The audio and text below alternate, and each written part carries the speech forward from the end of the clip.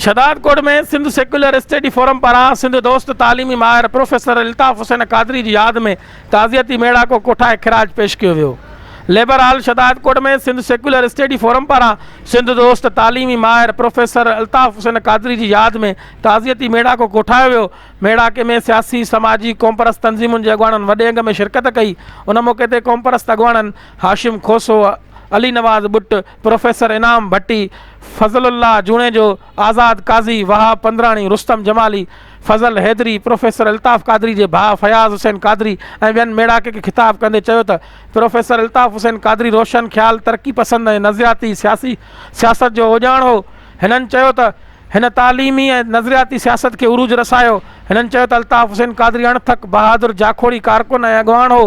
हिननि चयो त हू लेक्चरर ऐं बहस मुबाहिसे जो शौक़ीन हो। हिननि चयो त प्रोफेसर अल्ताफ़ हुसैन कादरी केतिरा ई शागिर्द पैदा कया जेके अॼु मुख़्तलिफ़ शोबनि में कमु करे रहिया आहिनि। उन मौक़े ते मोहम्मद उर्स सीलरो, अली अकबर शेख, सिकंदर सीलरो, पीर बख्श भट्टी, अमल खान खुश्क, अब्दुल वहीद भट्टी, फज़ल मोहम्मद उमरानी, सुनील कुमार छाबड़िया, अब्दुल गनी डेथो मुजाहिद, अवदार मीरजत, कासिम सुमरो, गुलामुल्लाह सीलरो, हसन बबर, अलादाद खुश्क ऐं ॿियनि पिणु शिरकत कई।